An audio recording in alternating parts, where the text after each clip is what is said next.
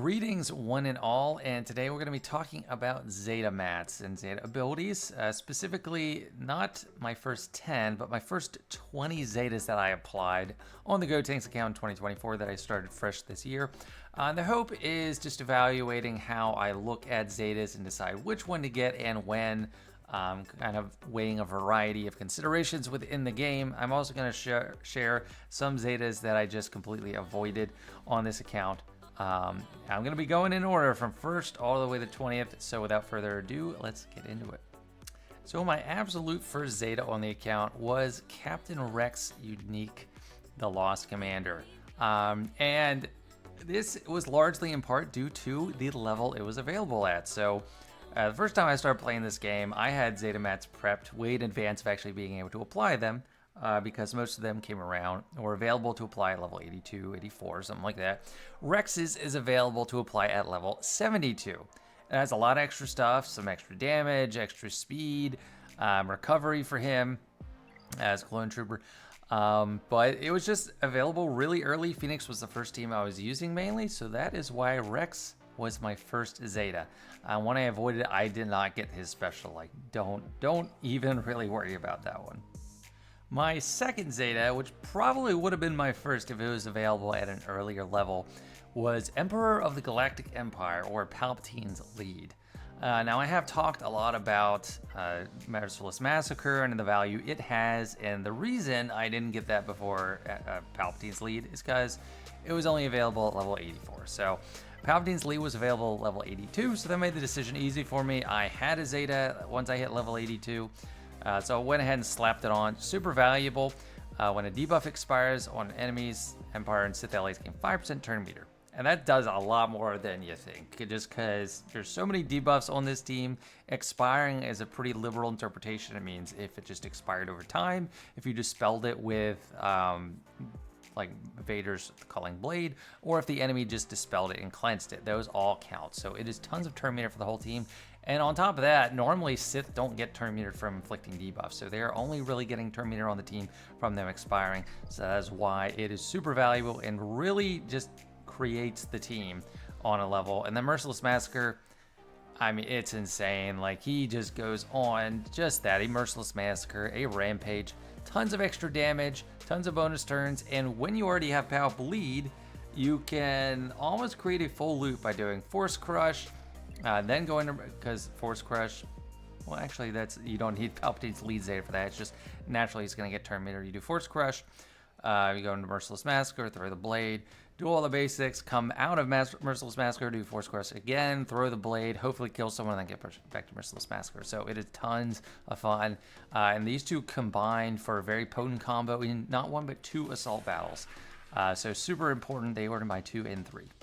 And on top of that, as Zeta to avoid, I would say Vader's lead. I mean, there's some instances where maybe you'd solo, but for the most part, I exclusively use him under Palpatine, so the lead is kind of a waste, so that's one to avoid.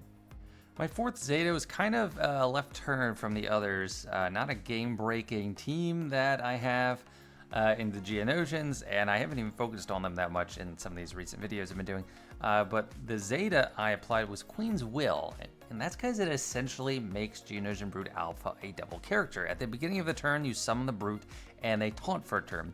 So that is a free pre-taunting tank. That's probably the most accessible pre-taunting tank in the game that has any true value to you, and it's a disposable tank, so that's extremely valuable. Most of the time, I do set the Geonosian team on defense, but they're useful on Conquest. The Brute is my only pre-taunt I have available on this account, and it's just expendable. And you might say, yes, you can summon the Brute without the Zeta, just with Conscription, but if that Brute dies first turn, and then you get to Geonosian Brute Alpha's turn, you can just bring him back again. And also, that would, if you just rely on it without the Zeta, you would need GBA to be pretty fast to actually get it out to be in time to be useful. So Geonosian Brute Alpha, the unique, pretty useful. Leadership, I skip it, it's just more damage. But even without caring about the Geonosian team altogether, the unique Zeta is super nice. And my fifth Zeta on the team coincided with one of my earlier relics, and it's Savage. It's not because the Zeta is anything special. It's not really that great. He just needed to get to his Omicron, which is fantastic. So the Zeta itself just some heal over time, turn meter gain chance, dispelling debuffs, and it does play in well once he has his Omicron. But this, it was just the price of admission to get to his Omicron. Zeta number 6 was Bosk's Lead. This is a fantastic Zeta that allows you a lot of health and protection recovery based on resisting debuffs. It helped a lot with, galactic bounties, not Smuggler's Run, but the events that require bounty hunters or scoundrels. Super helpful for. And it made him just a more reliable team in GAC. The unique is also good. I don't have it yet. I'm 9 months into the account, don't have it yet, but that lead is pretty necessary to get him going. And he also has a ship that's pretty amazing. So it's just pretty simple. Like I had him at gear 11 or something, I slapped it on, and there we were. And my lucky number 7th Zeta was Hunter. So this wasn't a Zeta I planned on applying super early on in the account, but when time came, I had my 7th Zeta available. I looked at my roster. Hunter made the most sense. I use Bad Batch fairly frequently on the account, and it adds one of the defining characteristics of the team. Whenever Bad Batch allies use an ability while they have defense up, even a non-damage ability, they deal true damage to all enemies. So without that, the Bad Batch kind of lacks that bite, that potency that you're used to them having. So yeah, that was a happy number 7 for me. It also helped make the ship a little bit better. So Hunter. Number 8, we had a similar situation to the Savage situation. I gave Qui-Gon his Zeta, and this is just the price of admission to get to his Omicron. It is nice because it adds the Foresight element, so at the start of the encounter, whenever anyone's defeated, they're getting Foresight. So that is kind of nice, an extra speed. But once you add the Omicron in Grand Arena, it is just no comparison. The amount of extra offense you get compared to the speed. So without the Zeta, it's just extra speed. But when you add the Zeta, it's damage based on their speed. So it's okay. It's nice. It feeds into the Omicron well. But without the Omicron, there's no chance I would apply this. My 9th Zeta that I applied was Jedi Knight Revan, because that was about the time that I unlocked him. Once I unlocked him, I couldn't resist getting the General Zeta. It just adds so much for the team. Protection recovery from attacks out of turn. The basic ability is reducing health when there's bonus protection is a means to combat Traya and Nest specifically. And you start the battle with Tenacity up. So mainly the attacking out of turn, the extra damage from attacking out of turn, and the Tenacity up was what drew me to it, and I think it's his best Zeta. But once I had him, it was a pretty easy call. And actually my 10th Zeta was also on Revan. It was Direct Focus. So this adds a lot. Without it, you're just doing Mark and calling the assist. With it, you're adding buff immunity, locked buff immunity for 2 turns, can't be dispelled. Increasing the cooldowns, and stunning. So it's a lot of extra control on that one target, and to me it's kind of a defining characteristic of Revan. So I got those 2 fairly early on. And spoiler, I waited a little bit longer to get his 3rd. But my 11th Zeta was Kanan Jarrus. His unique, not his unique, his special. I got his special. So this is a Zeta I didn't have on my main account for the longest time. Because Phoenix, they were a good starting team, but they weren't that awesome. However, this Zeta was always one that I looked at and thought, you know what, if Phoenix were actually good, that would be a fantastic Zeta. And enter Rex, they are good, and therefore this Zeta is great. It's a cleanse on the whole team, dispel all debuffs on all Phoenix allies. The defense up is nice too for 3 turns. So Kanan and an ally get Foresight. When that expires, Kanan gets 100% turn meter, and all other Phoenix allies gain 50% turn meter. It's fantastic for keeping your turn meter train going. I added it around the time that I was starting to get into more assault battles. So that really helped with Military Might and Secrets and Shadows assault battles. Get me farther, quicker, and I don't regret it at all. That's the only other Zeta I have on the Phoenix team, and it is just fantastic. The cleanse, super valuable, the turn meter, all of it. It's just great. And real quick before we move on to number 14, I just want to cover that I do not recommend rushing into suborbital strike Zeta. It's nice. It's reduced cooldown, it's days on enemies, and it's fear if you kill them. But it is something you can hold off on, so you can definitely wait on that one. And number 12, it's suspiciously absent from this list until now, were Imperial Trooper Zetas. So since I was working on Bounty Hunters and then also just a Palpatine Empire team, I didn't feel the pressing need to have Imperial Troopers for a long while. But once I finally started getting around to it and farming Piet, the natural choice was to add his Emperor's Trap Zeta. This is what allows the Imperial Trooper team to go on more or less an infinite loop in some circumstances in the way it interacts with General Veer's lead. Anytime any Empire ally starts a turn or uses an ability or attacks out a turn or something, begins a turn or attacks out a turn, those are the only two instances. They gain Emperor's Trap, 6% offense and potency per stack. It's nice on its own, but the turn meter gain mechanics with Imperial Troopers really makes this take off. You can also use it with a Palpatine team, and it's pretty nice. I mean, I used that in Force Moon with a Palpatine team, and it's also giving a special call out to Darth Vader. Him and Vader have extra accuracy, potency, and tenacity. Not super important, but he was very important to the team.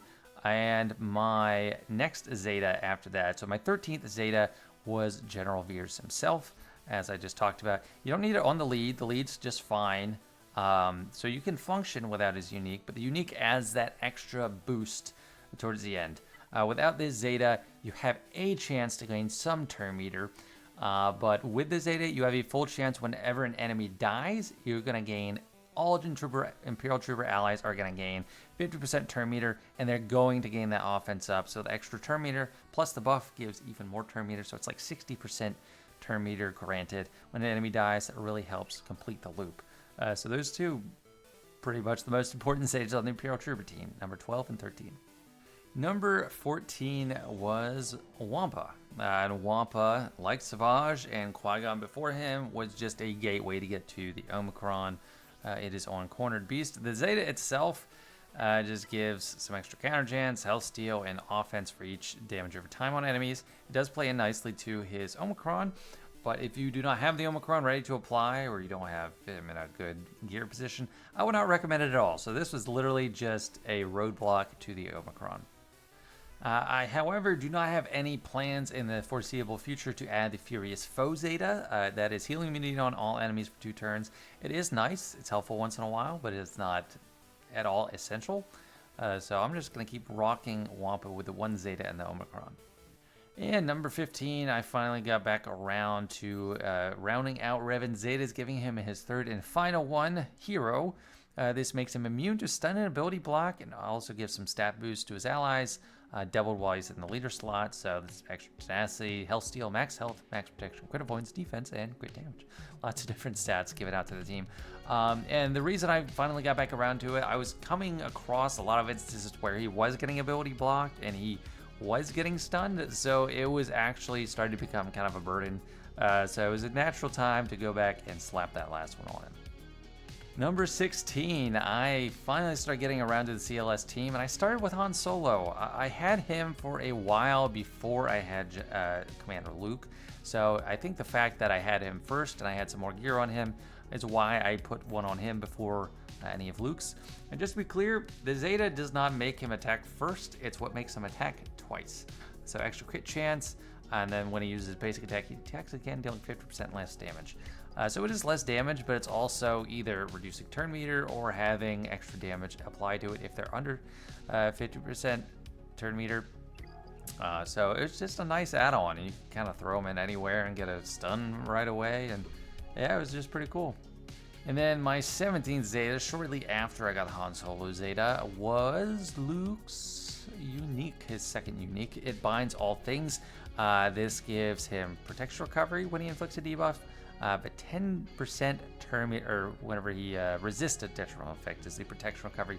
But the most important thing is he gains 10% turn meter when he inflicts a debuff, and half that amount all other times. And it's not just the ones he naturally applies. If you're in Conquest and you have debuff inflicting data discs, this really helps the team go, because whenever Luke takes a turn, say you have Amplify Agony and Volatile Accelerator, when he inflicts a debuff, he might just get another turn, like really close to his first one, and then the whole other team gets a lot of turn meter. And he does do a lot of debuffs naturally. So it was a pretty easy choice. I think the conventional wisdom is to apply that first. But shortly after, I did apply his lead. So the lead is very nice. Whenever an enemy resists a detrimental effect, rebel allies gain 5% turn meters. So you got them coming and going in that way. Like if you would flick the debuff with it binds all things, you're getting turn meter. If they resist, you're all getting turn meter anyway. So they naturally go together to cover all your bases. So that was my number 17 and 18. I eventually got around to Learn Control, but it actually was not in my top 20. So it's not one I'd avoid, but it wasn't in the first 20 for me. And I think you can start to see a pattern here. I was in full swing working on the CLS squad. So my 19th Zeta was Chewbacca, his first unique Zeta, a loyal friend. This is one that gives you protection and health recovery for guarded allies and Chewbacca himself. And it's any time he deals damage. 3% doesn't seem like a ton, but say you do his AoE. He's dealing damage to all enemies, but he's also doing extra bonus damage through one of his uniques. So 5 enemies, 2 instances of damage on all of them. That's 10. That's 30% health and protection from this. And then on the basic, it's like 6% because it's 2 instances of damage. So he does a pretty good job of healing. Raging Wookiee is nice. I haven't had it be a huge issue yet, but I will see in the future that being something I really want. However, I obviously put it off for now. And my 20th Zeta and the last one on this list of those I applied was Trey's unique. So this was mainly to get to our Omicron, but it also is not a bad Zeta on its own. So on its own, this is what makes the team basically immune to debuff. They're not immune to debuffs, but they dispel them all on their turn. It's not for free. They deal damage equal to 5% of the max health per debuff dispelled, but this does get you to the Omicron, which is fantastic. And I diverged from the CLS team I was working on because I already had Savage Oppress available, and Nihilist doesn't really need any Zetas to be functional, so I have those 3 up and running for the most part. So Treya was a natural number 20. And that's it. That's my first 20 Zetas in 2024. And now to round out the video, I just want to do a quick look at some of the Zetas from the teams I do have that I have avoided applying, not in any particular order, but I have farmed Scout Trooper for the Imperial Trooper team, but also for Leia. Both of her Zetas are if the leader's Imperial Remnant, and for most players, for the longest time, they're only going to be using her either under a Veer's lead or an Iden Versio lead, and they are not Imperial Remnant. So you can pretty much skip these for the most part. So that's why I'd skip those. Grief Karga, I do have 1 Zeta on him that was not in the top 20. But this one, his special, I'd probably avoid. It's extra damage only when you have the payout. And early on, you're mainly doing damage through contract and annihilating. So it's very situational. Thrawn, I'd skip both of his for the longest time. This one's kind of nice, but it's just about prolonging Fracture a little bit longer, and it doesn't really pay off super fast. I'm not saying never get it, but just put it off. And his lead, you're going to use Palpatine lead. Just don't use his lead. Hera, I wanted to bring her up too because she is on a great team, but it's not a necessary Zeta. So it's a Dispel, cooldown reduction, and granting 50% turn meter. But for the most part, you can put it off because you can't cleanse off an ally that has stun or daze or something that prevents them from taking a turn. So its effectiveness is reduced. Zeb is not super valuable, even on that Phoenix team, which I love. It's extra damage. Just a lot of extra damage, mostly is what it comes down to, and a reduced cooldown. The reduced cooldown is actually probably the nicest thing because you get to do another special soon, but I don't even have it on my main account, so I think you definitely pass up on that. HK, I do have a Darth Revan team now, but I think both of these Zetas are kind of situational. This one prevents a turn meter gain for enemies with protection up. That's mainly limited to, like, I don't know, Galactic Republic in most cases. And then this Zeta is extra damage if the target has Death Mark or Fear. So very situational, not super worth it. Dark Trooper, great character. Don't really need the Zeta.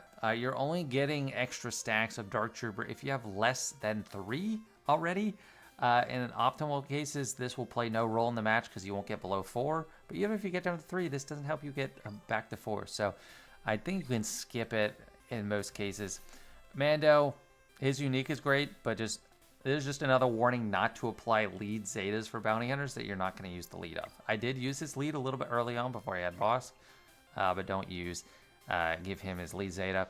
Same with Bastila. This is actually a really strong, amazing Zeta, but it's like, when I saw how fast I got Giant Revan, it would have made no sense to apply this Zeta. So you have Giant Revan available soon enough. You don't need to give Bastila Zeta, which historically was actually very strong. Unless this is just kind of like a meme character. Like, I don't know who would apply this Zeta, but people do. Like, he's Luke Skywalker. Why don't I give him a Zeta? Don't give him this Zeta. It gives him extra damage, but his damage is pitiful to begin with. So those are just some add-ins. I don't know exactly how many Zetas I said to avoid throughout the characters I did put Zetas on and these. But these are just some of my recommendations from the teams I do have and do use early on to avoid Zetas from. And that's all for this one. I may not have covered every Zeta on the map or every team, but these are very common and important early game teams, so I hope this helps anyone that is either working through my guide or taking a very similar approach to the game when it comes to Zetas. Thanks so much for watching. Hope you learned something.